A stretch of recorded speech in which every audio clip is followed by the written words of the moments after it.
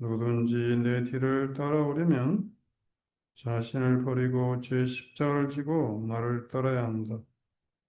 정녕 자기 목숨을 구하려는 사람은 목숨을 잃을 것이고 나 때문에 자기 목숨을 잃는 사람은 목숨을 얻을 것이다.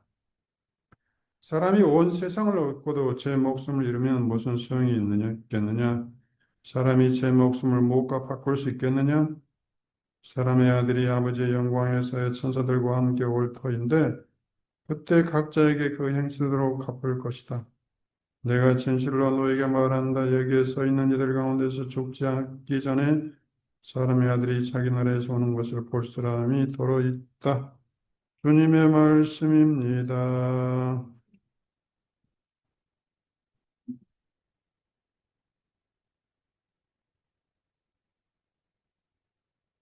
네, 바로 유인불로 갑니다. 누구든지 내 뒤를 따라오려면 자기 자신을 버리고 제 십자가를 지고 나를 따라야 한다.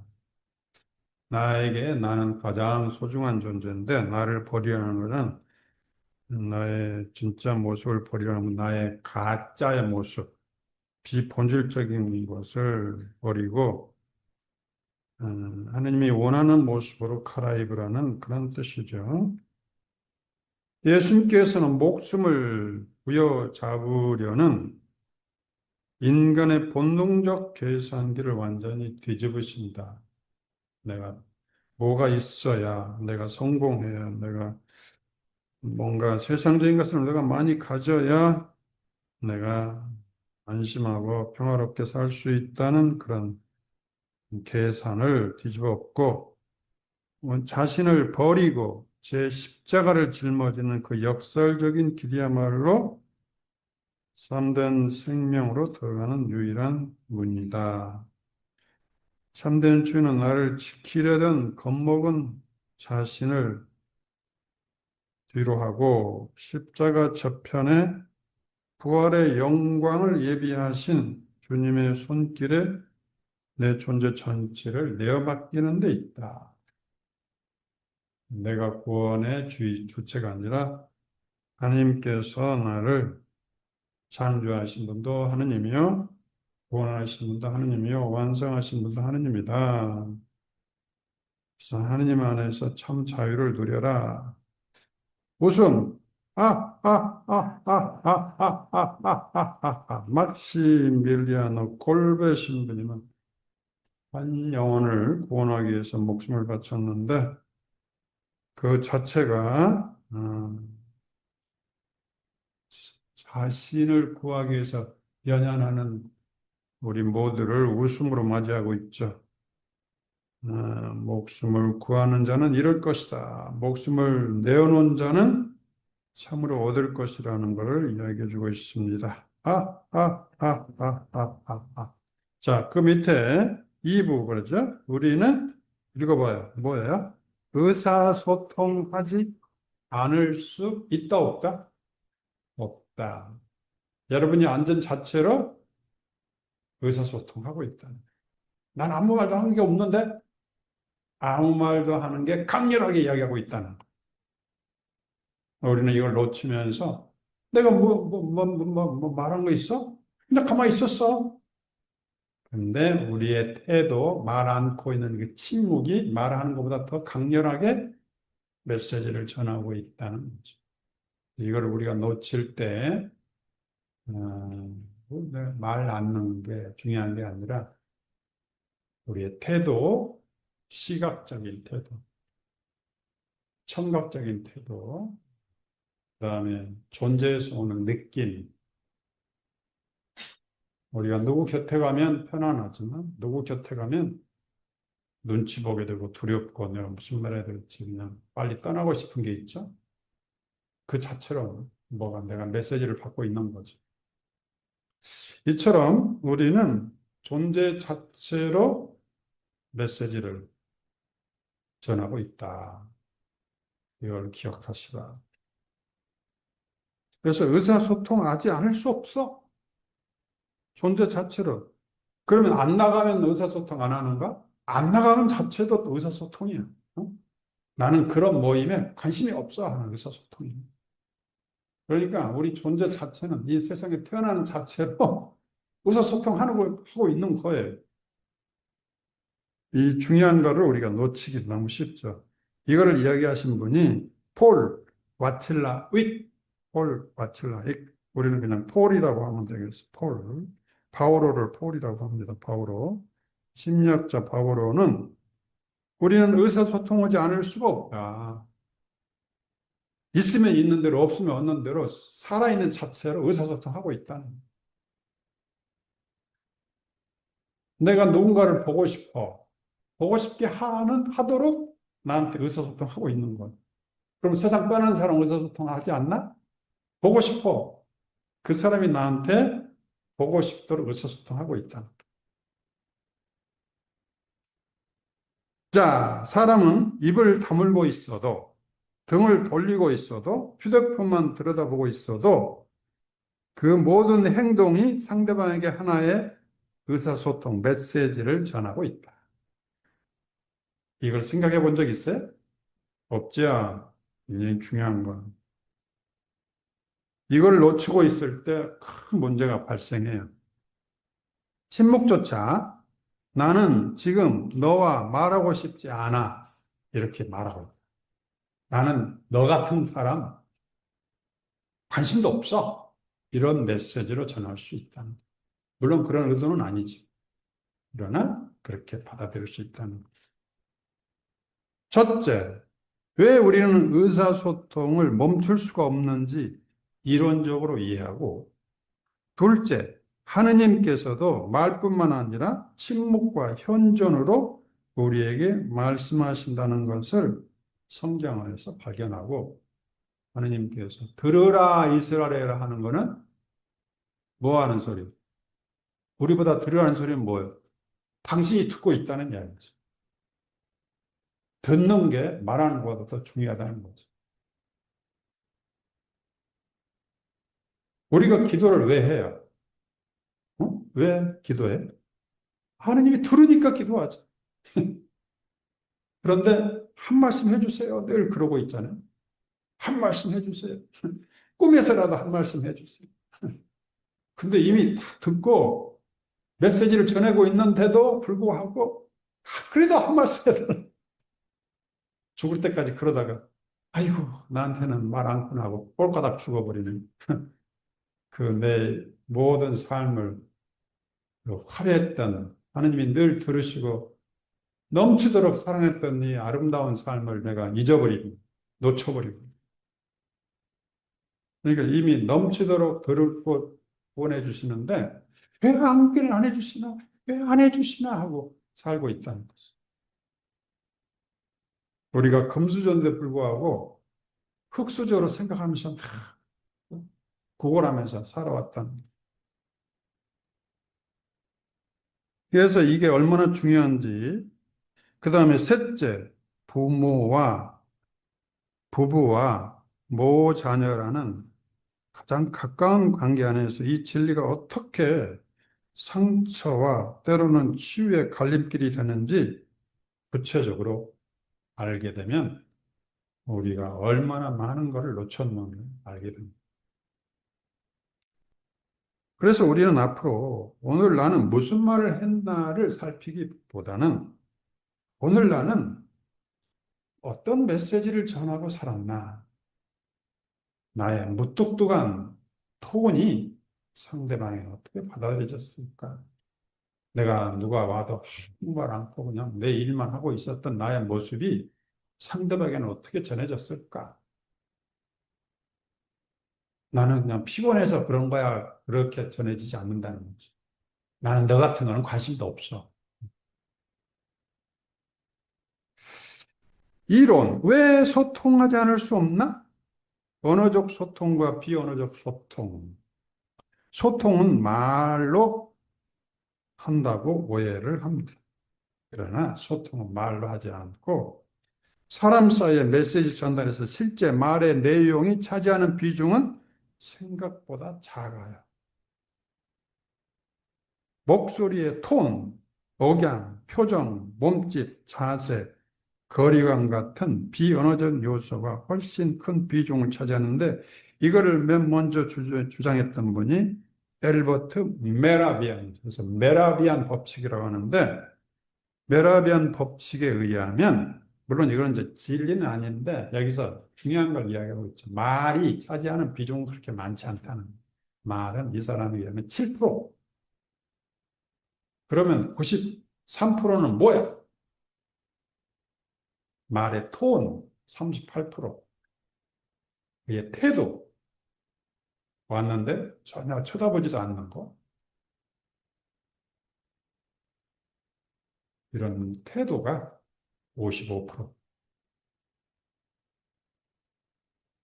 그래서 우리가 아무리 바쁘더라도 아무리 텔레비 재밌더라도 자녀들이 오면 여자가 오면 여보 1초만 해라.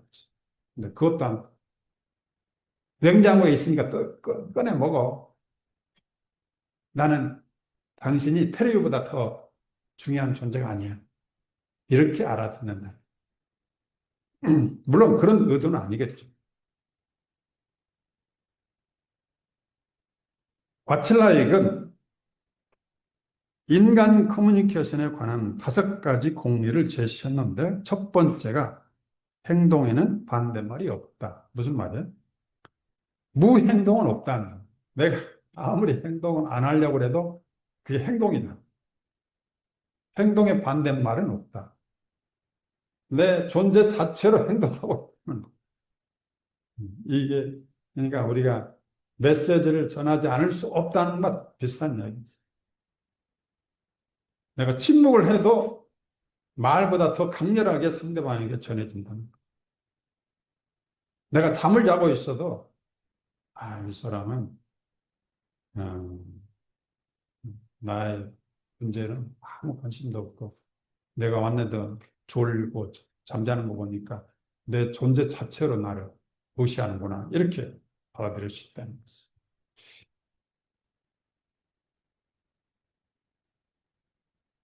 자, 그래서 가만히 앉아 있는 것도 행동이고 아무 말도 하지 않은 것도 소통입니다. 우리 몸과 존재 자체가 이미 하나의 메시지 발신 장치이기 때문에 우리는 결코 소통을 꺼버릴 수가 없다. 왜 이것이 중요한가? 우리가 흔히 나는 아무 말도 하지 않았으니까 아무 문제도 일으키지 않았다라고 스스로를 안심시키기 때문입니다. 그러나 실제로는 그 침묵, 그 무표정, 그 등돌림이 상대방에게는 말보다 더 깊이 새겨져서 때로는 칼이 돼서 전달이 된다는 거죠. 성당에서 사랑을 고백하고 강론 듣고 너무 기뻐서 사랑합니다 하다가 집에 와서는 냉랭한 얼굴로 가족을 대할 때 아이는 또는 배우자는 우리의 말이 아니라 우리의 삶의 몸짓을 보고 우리 엄마는 나에게 전혀 관심이 없구나. 오직 성적만 관심이 있고 내 존재에 대해서는 아무 관심이 없구나로 알아들을 수 있다는 것. 자, 메시지에 두 충의가 있다는 거죠. 우리가 말을 하고 뭔가 메시지를 전할 때 두 가지가. 하나는 내용이고 하나는 뭐야? 관계를 말하고 있다.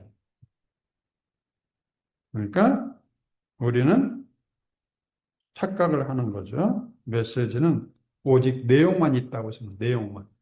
내용이 전해주는 거는 그렇게 많지 않다는 거죠. 관계를 이야기하고 있는 내용이 많다는 거죠. 예를 들어서 사랑해. 응? 편안하게 사랑해. 이렇게 하는 거고. 사랑해! 똑같은 메시지인데 톤이 하나는 사랑해 하는 거, 하나는 전쟁 선포지.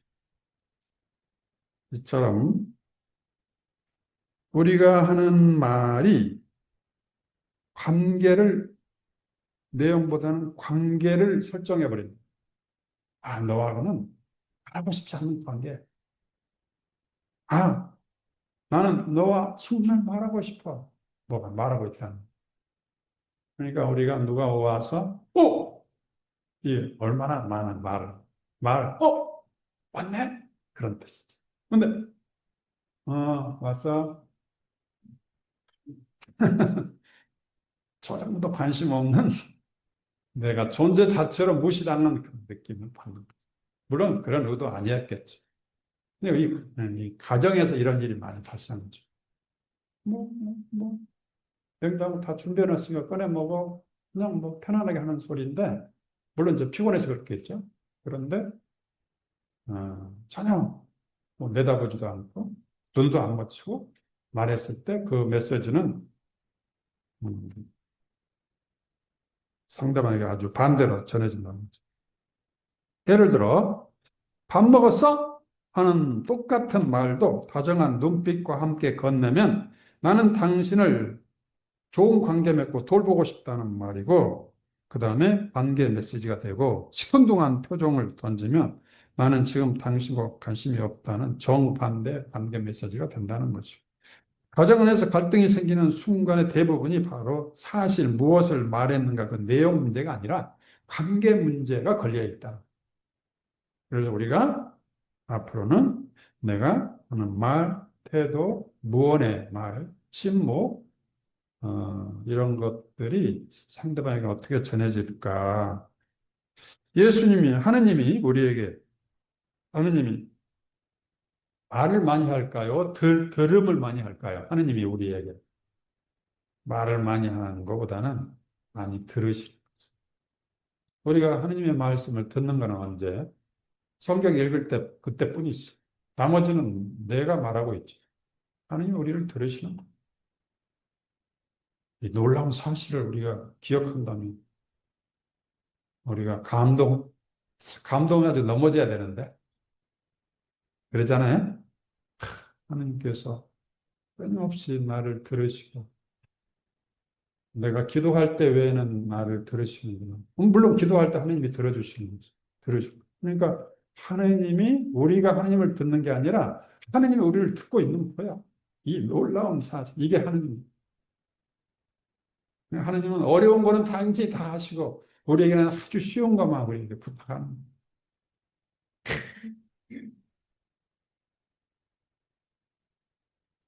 하느님의 말씀이, 한 처음 말씀이 계셨다. 말씀 하느님과 계셨는데, 말씀은 하느님이셨다.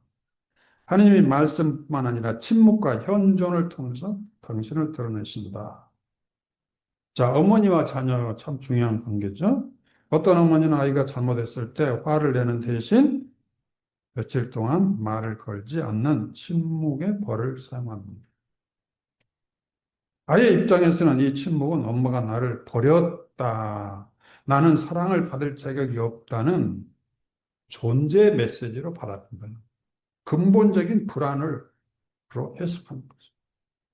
그래서 아이들이 내가 왜 우리 아이가 저렇게 집 나갔을까?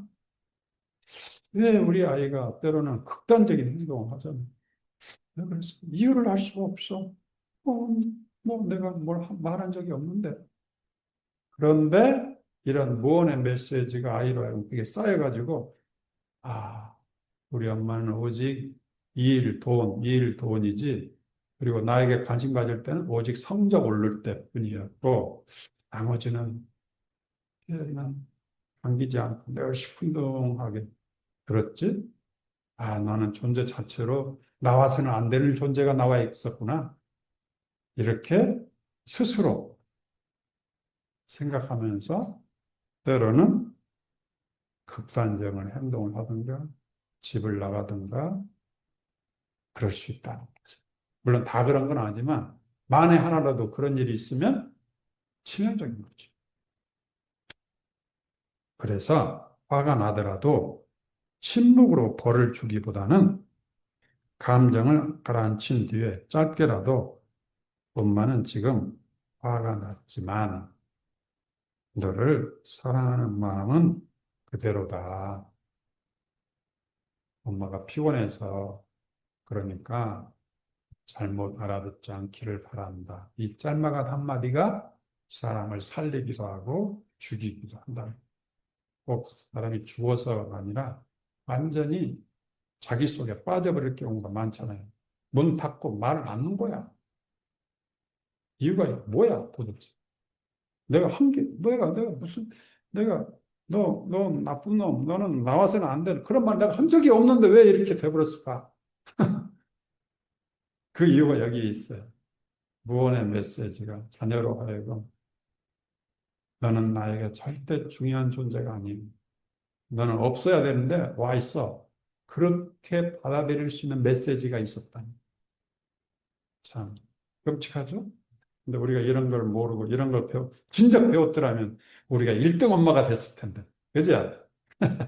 근데 이거를 왜 이제서 이 자녀가 다 떠난 다음에서 알려주는구나.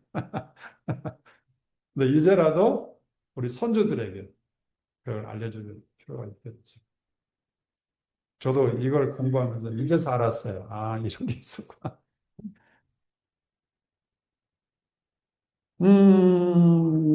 자, 나머지는 이제 집에 가서 읽어보시고,